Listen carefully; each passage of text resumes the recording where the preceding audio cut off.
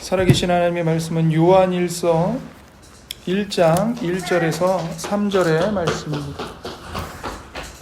요한일서 1장 1절에서 3절입니다. 제가 가지고 있는 성경으로는 370면에 있습니다. 다 찾으신 줄 알고 하나님의 말씀을 받들어 읽겠습니다. 태초부터 있는 생명의 말씀에 관하여는 우리가 들은 바요, 눈으로 본 바요, 자세히 보고 우리의 손으로 만진 바라. 이 생명이 나타내신 바 된지라. 이 영원한 생명을 우리가 보았고 증언하여 너희에게 전하노니 이는 아버지와 함께 계시다가 우리에게 나타내신 바 된 이시니라. 우리가 보고 들은 바를 너희에게도 전함은 너희로 우리와 사귐이 있게 하려 함이니 우리의 사귐은 아버지와 그의 아들 예수 그리스도와 더불어 누림이라. 아멘. 네. 하이델베르크 교리문답 주보에 있는 55문과 56문을 함께 읽겠습니다. 제 55문, 성도가 서로 교통하는 것이란 말의 의미는 무엇입니까? 답. 첫째, 신자들은 공동체의 지체들로서 그리스도와 그의 모든 보화와 은사에 참여한다는 뜻입니다. 둘째, 각 신자들은 자신의 은사들을 다른 지체들의 유익과 덕을 위하여 기꺼이 그리고 기쁘게 사용하는 것을 의무로 여겨야만 한다는 것입니다. 제56문, 죄를 사하여 주시는 것에 대하여 당신은 무엇을 믿습니까? 답. 나는 하나님께서 그리스도의 구속 때문에 그 어떤 나의 죄에 대해서나 내 일생 동안 투쟁해 나갈 필요가 있는 나의 죄된 본성에 대해서도 나에게 문책하지 않으실 것을 믿습니다. 오히려 하나님께서는 그리스도의 의를 나에게 부여해 주심으로써 다시는 내가 정죄에 이르지 않게 하신다는 것입니다. 아멘. 네. 자, 이제 우리는 교리문답이 이제 교회에 관하여 계속 이야기하면서 그 안에서 성도의 교제를 말하는 것에 이제 주의를 기울일 시간이 되었습니다. 자, 사도신경에는 이제 이렇게 고백을 하죠. 성도가 서로 교통하는 것을 믿습니다. 이렇게 고백합니다. 나는 성도가 서로 교통하는 것을 믿습니다. 이 성도가 서로 교통하는 것을 다른 말로 표현하면 성도가 교제하는 것입니다. 성도의 교제로 표현할 수 있습니다. 그래서 여기서 성도는 그럼 어떤 사람이냐? 교회에 속한 모든 지체를 가리킵니다. 교회의 모든 지체가 성도입니다. 그래서 이제 교리문답 제55문에서 성도가 서로 교통하는 것이란 말의 의미가 무엇이냐고 물었을 때 그 첫 번째 답은 신자들은 공동체의 지체들로서 그리스도와 그의 모든 보화와 은사에 기꺼이 참여한다는 뜻입니다 하고 이제 답을 하죠. 그래서 우리가 성도가 서로 교통하는 것을 나는 믿습니다 라고 할 때 그 말의 의미는 신자들은 공동체의 지체들이다. 그리고 그 신자들은 그리스도와 그의 모든 보화와 은사에 기꺼이 참여한다. 이것을 믿는다. 이 말인 거죠. 그래서 신자는 공동체의 지체들이고 그 공동체의 지체들인 신자는 그리스도에게 참여하고요. 또 하나 그리스도께서 주시는 모든 보화와 모든 은사에 기꺼이 참여한다. 나는 이것을 믿습니다. 이렇게 고백을 하는 겁니다. 그래서 로마서 8장 32절을 보겠습니다. 로마서 8장 32절입니다. 로마서 8장 32절. 로마서 8장 32절. 한번 읽어봐 주시겠어요? 함께. 네. 자기 아들을 아끼지 아니하시고 우리 모든 사람을 위하여 내주시니가 어찌 그 아들과 함께 모든 것을 우리에게 주시지 아니하겠느냐 이렇게 말씀하시죠. 아멘. 예, 하나님께서 우리를 위해 하나님의 아들, 당신의 아들까지 아끼지 않고 내어주셨습니다. 그런 하나님이 어찌 그 아들과 함께 모든 좋은 것, 모든 좋은 은사를 우리에게 주시지 않으시겠느냐, 이렇게 사도 바울이 반문합니다. 바꿔 말하면 하나님은 우리를 위해서 아들까지 주셨기 때문에 그 아들에 우리가 참여하고, 또 하나는 그 아들과 함께 주시는 모든 좋은 것들도 우리가 받을 수 있도록 참여한다, 이 말씀을 하고 있는 것이죠. 실은 이게 이제 성도의 특권입니다. 그래서 성도의 특권은 이 땅에서 뭐 부자가 되고 높은 지위에 올라가서 많은 사람들을 내 말 한마디로 호령하고, 뭐 병 걸리지 않고 늘 건강하게 내가 하고 싶은 일 다 하고, 내가 돌아다니고 싶은데 다 돌아다니면서 그렇게 사는 게 성도의 특권이 아니고요. 모든 성도가 이 그리스도의 부유함에, 그리고 은사에 이제 동참한다는 거예요. 예. 그래서 이 그리스도의 모든 부유함은 물론 물질적인 부유함도 있습니다. 예. 그러나 물질적인 부유함만이 아니고 실은 영적인 부유함의 의미가 더 크죠. 예. 그래서 우리는 그리스도께서 주시는 부유함에 동참하는데, 그 영적인 부유함, 하나님의 말씀을 알아들을 수 있는 영적인 지각, 그리고 그 말씀을 들으면서 내가 내 죄를 깨닫게 되는 이 살아있는 회개를 할 수 있다는 것. 또 하나는 고난 중에 있을 때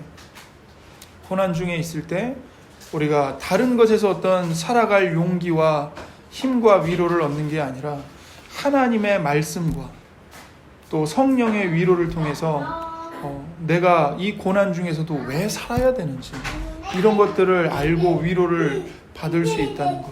이런 게 하나님이 주시는 은사인 거죠. 부요인 거죠.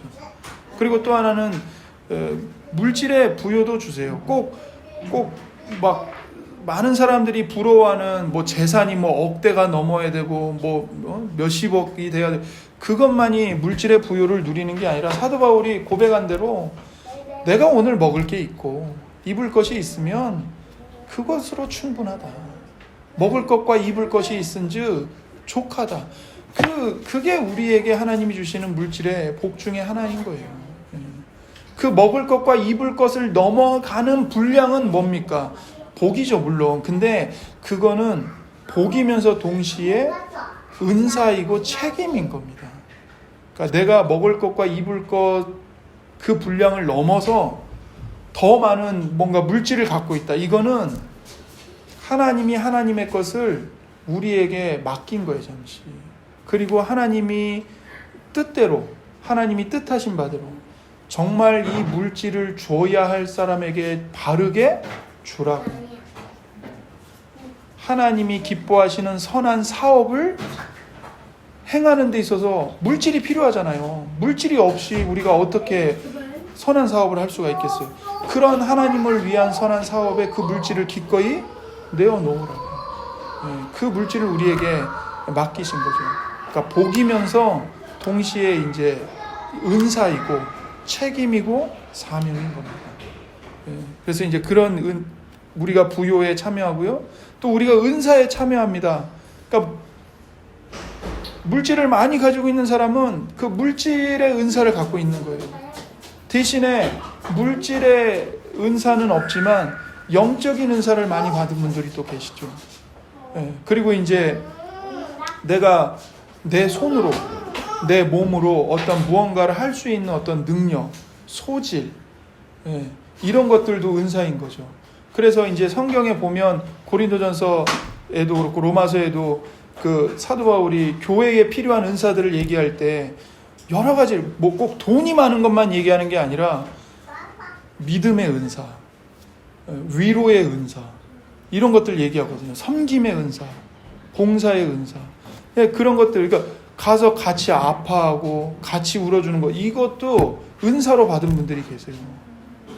그러니까 아픈 얘기를 들을 때 마음이 아픈데 눈물이 잘 나는 사람이 있고, 마음이 아픈데 눈물이 잘 나지 않는 사람이 있어요. 그러니까 이게 눈물이 나고 정말 저 사람의 아픔이 내 아픔으로 이게요 내가 다른 사람들보다 더 특별하게 따뜻한 마음을 갖고 있어서가 아니라 하나님이 주신 은사인 거예요. 위로의 은사가 있는 거죠. 그리고 어떤 분들은 막 기도를 하는데 정말 막 오랜 시간을 기도할 수 있는 분들이 계세요. 기도의 은사가 있는 거예요. 네. 그 정말 다른 사람들의 아픔을 위해서 같이 기도할 수 있고 그런 은사를 받은 분들이 계셔요. 그래서 우리 예수님을 믿는 우리 모든 말씀의 교회 성도들 가운데 은사를 안 받은 사람은 없습니다. 있어요. 하나님이 주신 은사가 있어요. 그거를 우리가 잘 사용해서 하나님을 섬기고 성도의 믿음의 건덕을 세우는 일에 사용을 해야 되는 거죠. 그거를 내가 무슨 은사가 있어, 내가 뭘 할 줄 안다고 그러면 하나님이 주신 은사를 이렇게 한 달란트 묻어버린 사람처럼 그냥 묻어버리고 있는 거예요. 물론 그 은사가 막 꼭 앞에 나타나서 막 많은 사람들을 막 리더해야 되고 막 표가 나게 막 뭘 해 그런 은사만 있는 게 아닌 거죠. 예. 묵묵하게 자기 자리 지킬 줄 알고 그리고 옳은 일이 있으면 보이지 않게 가서 돕고 누가 알아주든 알아주지 않든 예배 자리, 선을 행하는 자리, 말씀을 배우는 자리, 기도하는 자리, 성도를 위로하는 자리에 같이 가고 이런 것들이 은사인 거예요. 그 은사가 꼭 어떤 사람들처럼 막 드러나야 되고 막 어떤 모임을 막 인도해야 되고 이런 것만이 은사가 아닌 거죠. 어찌됐건 한 사람도 빠짐없이 모든 성도는 그리스도께서 주시는 부요와 은사에 지금 참여하고 있다는 겁니다. 참여하고 있다. 이게 성도의 특권이에요. 그래서 고린도전서 1장 9절을 보시면요. 고린도전서 1장 9절 하나님이 주신 은사 중에 최고의 은사는 그리고 주신 부요함 중에 최고의 부요함은 바로 이겁니다. 고린도전서 1장 9절이에요. 고린도전서 1장 9절 다 찾으셨으면 한 목소리로 함께 읽겠습니다. 너희를 불러 그의 아들 예수 그리스도 우리 주와 더불어 교제하게 하시는 하나님은 미쁘시도다. 하나님이 우리를 불러서 하나님의 아들이신 예수 그리스도와 더불어 교제하게 사귀게 하셨습니다. 그러니까 예수님의 모든 부요, 은사에 참여하게 하실 뿐만 아니라 예수님과 우리가 직접 사귀는 은혜를 주신 거죠. 그리고 나서 그렇게 그리스도와 우리가 교제하게 하셨어요. 그러면 그리스도와 우리가 교제하게 된 것으로 끝나는 게 아니라 우리가 그리스도와 교제하면 또 어떤 교제로 이게 이어지냐면 그리스도와 교제하고 있는 다른 성도들과 우리가 또 사귀게 되는 거예요.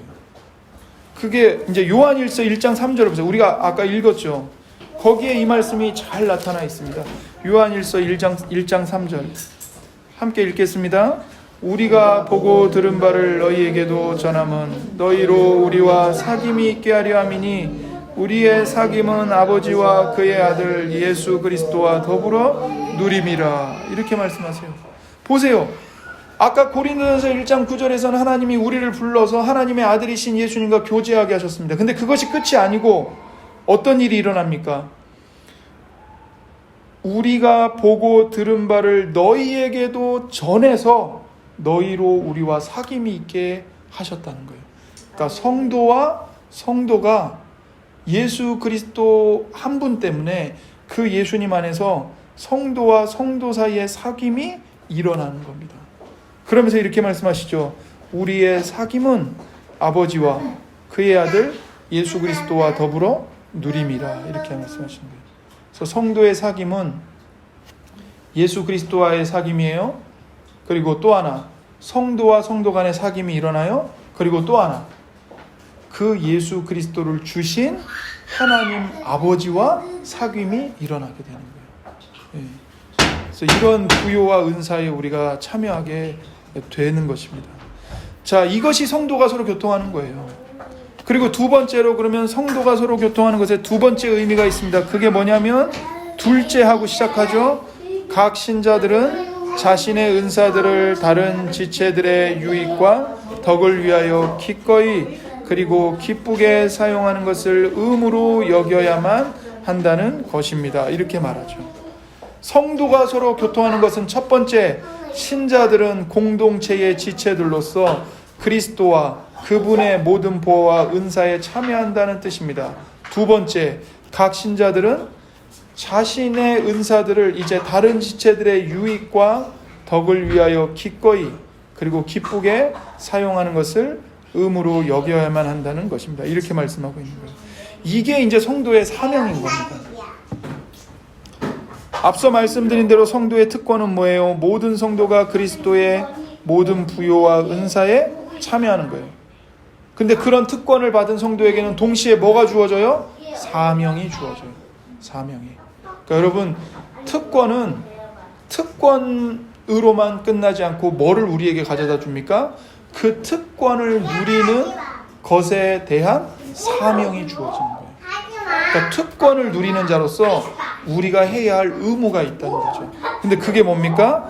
하나님으로부터, 그리스도로부터 받은 은사, 자기의 은사를 가지고 다른 지체들을 도와줘야 되고 섬겨야 되고 그 지체들이 복음의 말씀 위에 든든하게 설 수 있도록 내가 할 수 있는 일을 해야 한다는 거예요.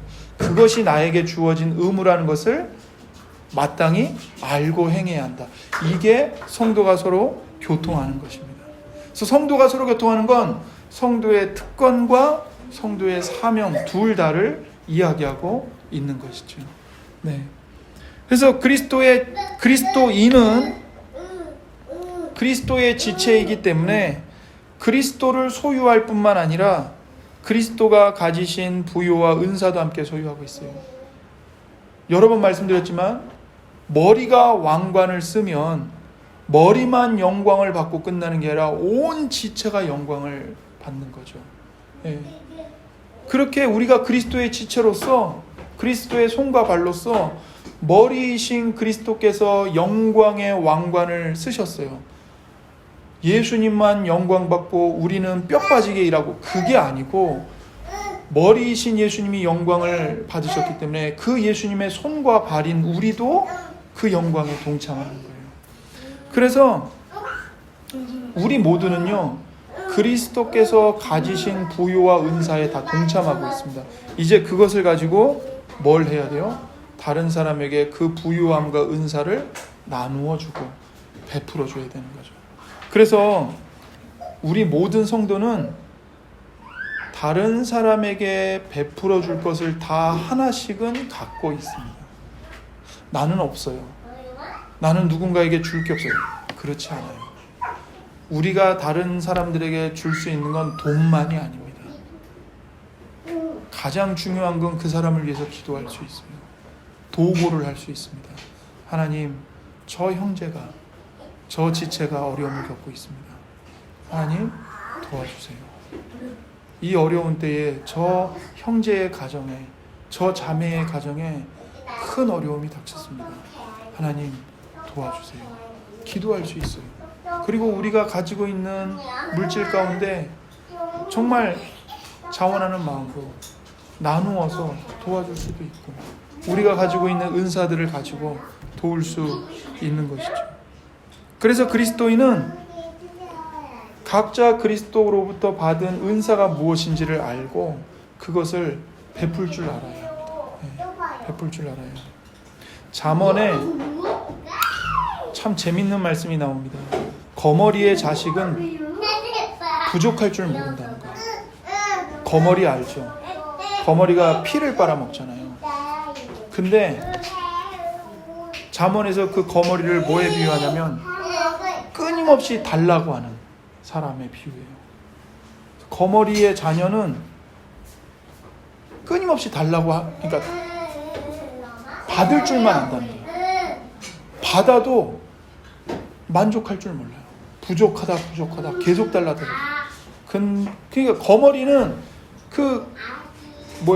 사람의 몸에 그렇게 붙어가지고 끊임없이 피를 빨아먹다가 제 배만 채우고, 제 배만 채우는데 만족할 줄 알아요? 몰라요. 계속 부족하다고만 하는 거예요. 우리의 인생이 그럴 수 있다는 거예요. 하나님의 자녀는 그렇게 살면 안 되는 거예요. 나는 없어요. 나한테 주세요. 난 늘 부족해요. 나를 도와주세요. 도와달라고만 할 줄 알고 도울 줄 모르는 사람은 죄송하지만 이제 거머리와 같은 인생을 사는 것과 같은 거죠. 하나님의 자녀인 우리들은 그렇게 살면 안 된다는 거예요. 왜냐? 우리는 그리스도 안에서 부요함을 가진 자들이고 다른 사람에게 얼마든지 베풀 수 있는 그 부요함과 은사를 이미 받아서 누리고 있는 자들이기 때문인 거예요. 그래서 그리스도께서 우리에게 어떤 성도님에게는 이런 은사 주시고 어떤 분에게는 이런 은사를 주시고 이게 우리 자신만을 위해 사용하라고 주신 것이 아니고 그 은사를 가지고 다른 성도를 유익하게 해라. 다른 이웃을 유익하게 해라. 주님의 몸된 교회를 강건하게 세우는 일에 사용해라. 그런 의미로 우리에게 주신 거죠. 그래서 은사는 개인의 것이 아니고 하나님의 것입니다. 그리고 교회를 위한 것이에요. 교회를 위한. 그래서 제가 받은 은사가 뭡니까? 말씀의 은사인 겁니다. 제가 여기서 이러고 있는 게 밥을 빌어먹기 위해서 이러고 있는 게 아니죠. 하나님께서 제게 주신 이 은사를 값없이 성도님들한테 전해서 성도님들의 영혼과 삶이 그리고 다른 사람들과의 관계가 하나님과의 관계가 하나님이 보시기에 경건하게 아름답게 하나님께 영광을 돌리고 다른 사람들의 생명을 살리는 그런 아름다운 삶으로 세워지고 열매 맺도록 하시기 위해서 이 부족한 저를 불러주셨고 제게 은사를 주신 겁니다. 저만 그러겠습니까? 모든 성도님들이 그러신 거죠. 왜 하나님께서 성도님 한 분 한 분을 말씀의 교회로 불러주셨을까요? 그 이전에는 여기 교회가 있는지도 몰랐고 이 교회 지체가 아니었어요. 물론 주님의 몸된 교회 하나의 몸의 지체였지만 왜 특별히 이 지교회인 이 말씀의 교회, 이 양주 덕정에 있는 이 교회에 주님이 부르셨을까요? 성도님들에게 주신 그 은사, 그 부요함을 다른 성도들에게 나누고 이 말씀의 교회가 작지만 주님의 진리의 말씀으로 충만한 하나님의 사랑과 은혜로 충만한 그래서 어떤 죄인이 들어와도 이 말씀과 성도들을 통해 베풀어 주시는 하나님의 은혜와 사랑으로 죽어가는 한 죄인이 회개하고 돌이켜 살아나게 하시려고 여러분과 저를 주님의 몸으로 불러주신 거죠. 이 주님의 그런 목적을 갖고 여러분과 제가 우리 모두가 주님의 한 몸으로 연합되어 있는 거죠. 그러니까 우리가 서로 주 안에서 사귀고 교제하고 형편을 돌아보고 힘든 일이 있으면 같이 아파하고 도울 일이 있으면 같이 돕고 그리고 늘 서로를 위해 생각하면서 기도하고 기도 제목을 나누고 이런 일들이 매우 중요하고 주님이 기뻐하시는 일인 거죠. 그게 바로 성도의 사귐인 겁니다. 그래서 내가 받은 은사로 교회를 여기서 말하는 교회는 어떤 관념적인 혹은 건물이 아니라 그냥 지금 내 옆에 있는 이 성도인 거예요. 우리 교회로 모인 우리 공동체 이 교회를 섬기지 않는 것은 하나님이 맡기신 임무에 대한 거부이고 하나님이 우리에게 주신 은사를 도둑질하는 겁니다. 내가 갖고 있지만 실은 그 소유권이 내게 아니잖아요. 주인이 나에게 잠시 잠깐 맡겨주신 거죠. 주인의 뜻을 위해 사용하라고. 근데 그것을 주인의 뜻대로 교회를 위해 성도를 위해 쓰지 않고 오로지 나 자신만을 위해 사용한다면 하나님의 것을 가지고 이제 그 도적질을 하는 거죠. 그러니까 우리가 이제 그런 것들을 주의하고 경계해야 합니다. 그리고 이제 교회 봉사에서 잊지 말아야 할 점이 있는데 그게 뭐냐면 교회에서 봉사할 때 정말 중요한 것은 내 소질과 내 재능과 은사가 무엇인지를 드러내는 게 목적이 아니라는 거예요. 그걸 드러내는 게 목적이 아니고 다른 성도들이 나의 지체이기 때문에 그 성도를 유익하게 하는 것에 목적이 있다. 이것을 우리가 잊지 말아야 합니다. 그러니까 이것을 우리가 항상 잊어버리면 이제 섭섭병에 걸리는 거예요. 내가 어떻게 섬겼는데, 내가 어떻게 했는데 왜 아무도 안 알아줘? 왜 아무도 나한테 칭찬을 안 해줘? 그 중요한 진리를 나를 드러내는 게 목적이 아니고 오히려 나는 세례 요한의 말처럼 나는 사라지고 예수님만 나타나고 나는 쇠하고 예수님만 흥하여 내가 받은 섬김과 은사를 예수님과 예수님의 지체들을 살리는 일에 쓴다면 나는 사라지는 게 그게 마땅한 거죠. 그래서 내가 소금처럼 녹아 없어져서 주님의 몸된 교회가 살아나고 다른 지체들이 살아난다면 그것이 바른 모습으로 섬기고 있는 것입니다. 근데 이제 그걸 잊어버리면 자기를 드러내는 목적으로 섬기려고 하는 거예요. 자기를 드러내는 목적으로 섬기면 그런 분들이 섬기면 섬길수록 교회에서는 분열이 일어나요. 다툼이 일어나요. 교회 질서의 헤게모니를 내가 잡아야 되거든요. 제가 어떤 것까지 봤냐면 권사님들 모임에서 자기가 주도권을 잡으려고 권사님들 모임의 파가 두 권사파로 갈린 거예요. 이권사파, 김권사파. 서로 싸워요. 서로 뒤에서 험담하고. 그걸 보면서 그런데 이 두 권사님이 열정이 어마어마해요. 새벽기도 안 빠져요. 교회 봉사 다 해요. 왜요? 자기가 주도권을 잡아야 되거든요. 자기가 헤게모니를 잡아야 되고 자기가 목사의 인정을 받아야 되거든요. 그거 보면서 도대체 무슨 의미가 있나 저게. 그 두 분의 열심히 뛰어난 것 때문에 교회의 상처가 봉합되고 갈라졌던 분들이 하나가 되는 게 아니라 하나였던 교회가 좁아지는 거예요. 너 누구 파야? 너 나 지지해? 아니면 저 사람 지지해? 이게 뭐 하는 겁니까? 아직도 유치원. 그런 걸 받고 또 그것 때문에 눈물로 기도하는 어떤 성도님의 상담을 또 하고 가슴이 아픈 거죠. 가슴이 아파요. 정말 우리가 정말 그렇게 되면 안 됩니다. 우리는 저부터가 목사 사람 만들고 목사 말 잘 듣는 사람, 목사 말 안 듣는 사람 갈라가지고 대하는 게 다르고 얼마든지 저도 죄인이기 때문에 그럴 수 있거든요. 그러면 안 되는 거예요. 저부터가 우리 모두가 깨어 있어야 되는 겁니다. 그래서 나를 자랑하는 것이 아니라 교회의 건덕을 위해 다른 지체들의 건덕을 위해 섬겨야 되는 것이죠.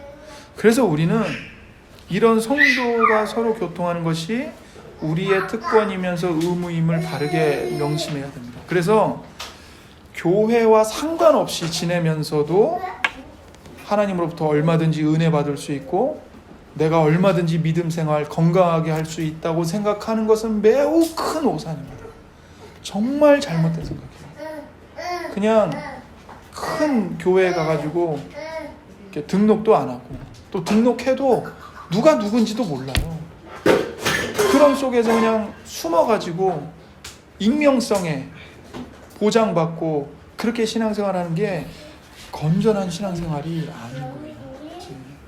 어떤 성도가 아픈데 누가 아픈지 알지도 못하고 성도가 누구인지 알지도 못하고 길거리에서 만났는데 같은 성도인데 몰라요 서로. 어쩔 때는 같은 성도인데 차량 시비로 붙어가지고 서로 싸우고 나중에 가서 보니까 같은 교회 성도야. 이러면 안 되는 거죠. 이게 그러니까 제가 대형 교회 다니는 분들을 다 비난하는 게 아니고, 그러니까 건강한 교회 성도의 사귐이 뭐냐 이거를 우리가 분별할 수 있어야 된다는 거예요. 최소한 같은 교회 성도면 얼굴, 이름, 가족들 그들의 형편을 알아야 돼요. 같은 교회 성도인데 얼굴도 몰라. 교회에서 마주쳐도 인사도 안 해. 이러면 이게 과연 주님이 보실 때 참 건강한 성도의 사귐이다 이렇게 보시겠는가? 바깥에서 만났는데 같은 교회 성도인 줄을 몰라요. 이러면 주님이 보실 때, 야, 니네 참 좋은 성도의 사귐을 나누고 있구나, 이렇게 보시겠냐 이거죠. 그러니까 이거를 우리가 잘 분별해야 돼요. 대형 교회를 가지 말라가 아니라 대형 교회에 가는 그 목적과 의도를 주님 앞에서 바르게 하고, 이게 과연 내가 주님이 명령하신 성도의 사귐, 의무, 특권을 내가 잘 누리고 또 그 의무로 성도를 잘 섬길 수 있겠는가, 이런 것들을 분별할 수 있어야 한다는 겁니다. 네. 그래서 우리는 동일한 성령으로 한 몸의 지체들이 됐어요. 그러니까 마땅히 한 지역교회에 가입하는 게 맞아요. 아, 내가 지역교회에 가입 안 해도 나는 이미 세례 받았고 난 예수님 진실하게 믿으니까 눈에 보이지 않는 영적인 교회에 난 이미 지체인데요? 그럴 수 없어요. 내가 눈에 보이지 않는 커다란 하나의 교회에, 보편교회에 가입이 되었다면 이제는 가시적인 지역교회에 한 교회를 분명하게 딱 정해가지고 그 교회에 가서 회원으로 등록하고 그 교회의 감독을 따라 신앙생활을 해야 되는 거예요. 그 교회가 바르게 선포하는 복음의 말씀을 받아들이고 그 교회가 바르게 시행하는 성례에 참여해야 되고 또 그 교회가 내 신앙생활을, 나의 가정생활을, 내 직장생활을 감독하고 권징하는 일에 기꺼이 내어놓아야 되는 겁니다. 동참해야 되는 거예요. 내가 교회 회원으로 가입은 하겠는데 이건 간섭하지 마세요. 이러면 안 되는 거예요. 나는 당회의 간섭은 안 받겠습니다.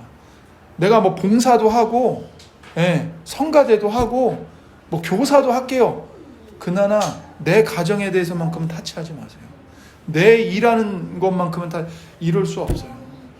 주님이, 교회의 머리이신 주님이 왕이시고 주인이신데 어떻게 그 주님이 우리의 가정생활, 우리의 직장생활, 이웃과의 관계를 감독을 안 하시겠어요? 감독하실 수밖에 없죠. 근데 그 감독하시는 것에는 내가 개인적으로 성경 읽고 내가 개인적으로 기도해서 돌이키는 것도 있지만 더 중요한 건 교회의 감독을 받는 거예요.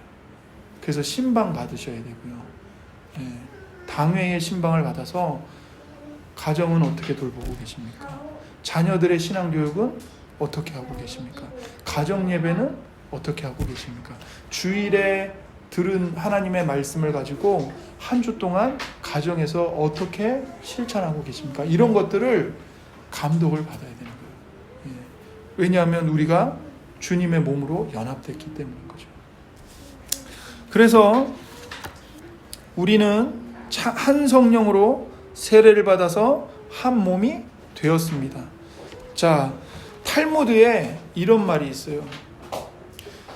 아기를 낳았는데 몸은 하나인데 머리가 둘인 아기가 나온 거예요. 이때 랍비들이 질문을 해요. 몸은 하나인데 머리가 둘이에요. 그럼 이 아기는 한 사람인 거냐, 두 사람인 거냐? 이런 질문을 하는 거예요.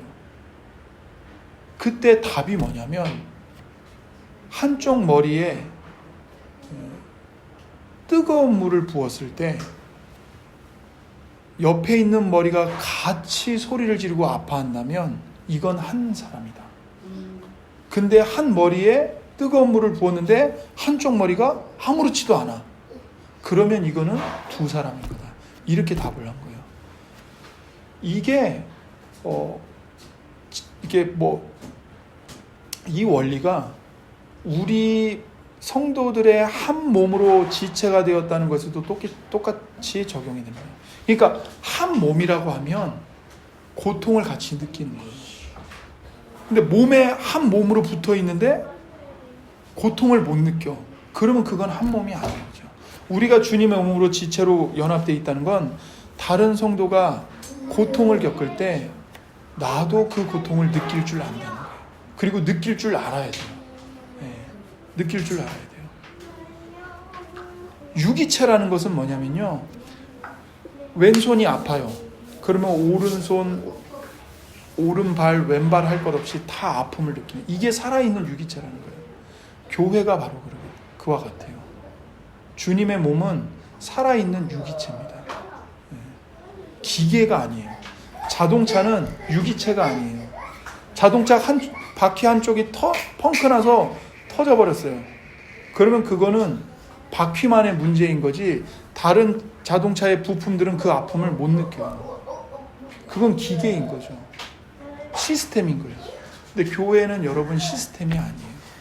교회는 기계가 아니에요. 교회는 살아있는 유기체예요. 그래서 다른 성도가 큰 환난을 겪고 인생의 큰 문제를 만나고 아픔을 겪잖아요. 그럼 우리가 한 몸으로 연합된 지체라면 우리는 그 형제의 아픔을 똑같이 느껴야만 해요. 그렇게 느끼지 않고 저거는 저 성도의 아픔이지, 그리고 그냥 그렇게 끝내버리면 우리는 그냥 기계 부속품에 불과할 뿐인 거예요. 그거는 살아있는 유기체가 아닌 거죠. 주님이 기뻐하시는 바가 아니에요. 그래서 예수님은 머리가 되시고 신자들은 지체가 돼서 한 몸을 이룹니다. 그래서 한 지체가 아픔을 느끼면 예수님이요 그 아픔을 같이 느끼십니다. 체휼하세요. 예수님은 저 하늘에 계시고 우리는 땅에 있으니까 내가 이 땅에서 겪는 아픔 예수님과 무슨 상관이 있나? 그렇지 않아요. 예수님이 우리가 아픔을 겪는 걸 보고 아파하십니다. 예수님이 우리와 똑같은 인성을 갖고 계시기 때문에. 그렇기 때문에 그 예수님의 머리에 연결된 신자들인 우리들도 다른 신자의 아픔을 보면서 같이 아픔을 느껴야만 하는 거예요. 그래서 고린도전서 12장 26절을 보겠습니다. 고린도전서 12장 26절입니다. 고린도전서 12장 26절 함께 읽겠습니다.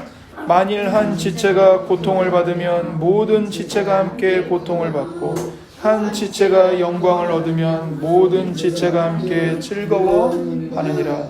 아멘이죠. 다른 지체가 고통을 받으면 그 지체만 아프고 다른 지체들은 나와 상관없다, 나는 괜찮다, 그게 아닌 거죠. 그러니까 우리가 이게 지역교회를 넘어서요, 지교회를 넘어서서 아까 성도님이 이렇게 이야기하신 것처럼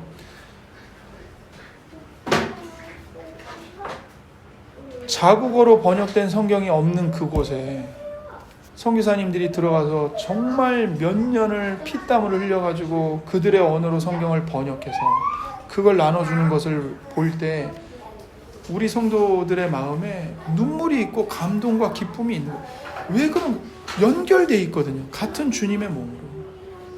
그들의 기도가 언어도 다르고 사는 거리도 어마어마하게 떨어져 있는데 성도님 말씀대로 나와 똑같은 기도를 드려요.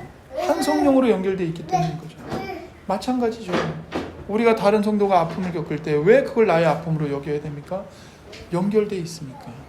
그런 일들이, 그래서 기쁨도 같이 나누는 일들도 있고 고통도 함께 나누기도 하고, 어디에 복음이 전해졌다 그러면 그것이 또 우리에게 기쁨이 되고, 어느 교회에 회개의 부흥이 일어났다 그러면 그것이 우리의 기쁨이 되는 거예요. 어느 교회가 시험에 들고 추문이 일어나서 어려움을 겪고 있고, 그럼 그것을 우리가 저 교회는 왜 저래 그러고 손가락질 할 게 아니라 같이 아픔을 느끼는 거예요. 그러니까 그 교회가 욕먹는 건 그 교회만의 문제지 우리 교회는 상관없어. 그러니까 다른 사람들이 우리가 예수님을 믿기 때문에 야, 예수 믿는 사람들은 왜 그러냐, 교회가 왜 그러냐 할 때 그 욕을 우리 교회는 안 그랬는데? 우리 목사님은 안 그러는데? 우리들은 안 그러는데? 그러고서 우리의 옳음을 항변할 게 아니라 그 욕을 같이 감수하는 거예요. 비록 그 교회가 잘못했지만 같은 주님의 몸된 교회거든요. 그 교회가 잘못했으니까 거기는 교회가 아닌가? 아니죠. 그 잘못을 우리도 연약하기 때문에 얼마든지 우리도 똑같이 반복할 수 있는 위험이 있고, 우리도 깨어 있어야 되고, 그 교회의 잘못을 우리의 부끄러움으로 여기고, 그렇게 하지 않도록 조심하면서 같이 아파하고 그 교회가 회복되기를 위해서 기도해야 됩니다. 예전에 샘물교회에서 그 이슬람 지역에 선교사 보내가지고 그 형제 순교당했을 때 안팎으로 얼마나 많은 비난이 일어난지 모릅니다. 근데 제가 그거 보면서 이해를 할 수 없는 게, 안 믿는 사람들이 비난하는 건 이해할 수 있겠어요. 근데 세상에 같이 믿는다는 성도들이 그 교회는 왜 그러냐고 비난을 하는 거예요. 아니 왜 그러겠어요. 보내야 되니까 보내는 거죠. 그럼 순교를 당하면 안 보내요? 이슬람 지역은 보내지 말아야 돼요? 그게 아니잖아요. 근데 같은 교회 그러니까 같이 예수님을 믿는다는 성도들이 그 교회를 가리켜서, 그 형제를 가리켜서 믿음이 없으면 가지를 말아야지 왜 거기를 가가지고 그런 추한 꼴을 보이고 그러냐고 욕을 해요. 그러면 안 되는 거예요. 그러면 안 돼요. 예수님도 십자가의 고난을 앞두고 울부짖으셨어요. 하나님, 나 죽고 싶지 않다고. 내가 왜 이 길을 가야 되냐고. 나 살고 싶다고. 예수님도 울부짖으셨다니까요. 그러면 예수님이 아닌 우리들은 순교를 앞두고 얼마든지 그럴 수 있죠. 그 형제처럼 살려달라고. 그럴 수 있어요. 그게 우리의 연약함이에요. 나는 달라. 나는 절대 안 그래. 누구도 장담 못해요. 목에 칼을 들이대고 죽이려고 하는데 거기서 우리가 우리 힘으로 어떻게 담담하게 그 죽음을 받아들일 수 있어요. 하나님이 은혜를 주셔야만 그게 가능한 거예요. 저는 믿어요. 그 영상을 찍은 이슬람 그 극단주의자들이 영상에 안 보여줬지만 분명히 저는 믿는 게 뭐냐면, 그 형제가 영상을 찍을 때는 살려달라고 울부짖었겠지만 죽는 그 순간에는 하나님이 주신 평안과 위로를 누렸을 거라고 저는 생각해요. 성도는 그런 사람들이에요. 그거를 가지고 거기를 왜 갔냐, 그 교회는 왜 그렇게 하냐, 같은 성도가 그렇게 욕을 하면 안 되는 거죠. 머리이신 예수님의 얼굴에 같이 침을 뱉는 겁니다. 그래서 함께 아파해야 되는 거예요. 함께 애통해하고 함께 기뻐하고. 그래서 우리는 육신의 핏줄보다 더 진하고 더 질긴 영적인 핏줄, 예수님의 핏줄로 묶인 자들이에요. 묶인 자들이에요. 그러니까 다 교회를 욕할 때 우리는 교회를 욕하면 안 돼요. 물론 그 교회가 손가락질 받을 수밖에 없는 명백한 잘못을 범했기 때문에 욕을 받는다면 욕 먹어야 싸죠. 그러나 우리는 그것을 아파해야 돼요. 고칠 수 있도록 하나님 은혜를 달라고. 그리고 그런 죄를 범한 자들이 진실하게 회개할 수 있도록 하나님 은혜를 부어달라고. 그리고 우리 교회는, 나는 그런 죄에 빠지지 않도록 하나님 지켜주시고 은혜를 달라고 기도해야 하는 것입니다. 그래서 우리를 위하여 단번에 피 흘려 죽으신 예수 그리스도는 우리를 절대로 버리지 않고 영원히 우리의 머리가 되어주시기 때문에 우리도 다른 지체들을 버려서는 안 됩니다. 그리고 그 지체들과 하나됨을 지키기 위해 힘써 노력해야 하는 것입니다. 그래서 교회는 사교 모임이 아니고요, 사회단체가 아닙니다. 우리가 예수님을 바라보고 예수님을 생각하고, 예수님도 나 같은 죄인을 버리지 않으셨고 우리처럼 허물 많은 교회도 주님의 몸이라고 인정해 주시고 우리를 버리지 않으신다. 그러니 우리도 서로가 서로를 외면해서는 안 됩니다. 하나됨을 힘써 지키고 노력해야 하는 것입니다. 질문 있으신가요? 없으시면 기도하겠습니다. 하나님 아버지, 감사합니다. 우리가 오늘 하이델베르크 교리문답 제55문을 통해서 성도가 서로 교통하는 것이 무엇인지를 배웠습니다. 하나님, 우리가 주님의 몸된 지체들로서 그리스도에게 참여하고 그리스도의 모든 보화와 은사에 참여하는 특권을 받았음을 이 시간 깨닫게 해 주옵소서. 또한 동시에 우리가 주님으로부터 받은 은사들을 가지고 다른 지체들의 유익과 덕을 위해 기쁘게 섬겨야 하는 의무를 우리가 또한 받았음을 알게 해 주옵소서. 그리하여 이 성도의 특권과 의무를 가지고 성도가 서로 사귀는 것, 주 안에서 교통하는 것을 잘 실행하고 이루어갈 수 있도록 은혜를 베풀어 주옵소서. 감사드리며 우리 구주 예수님의 이름으로 기도드립니다.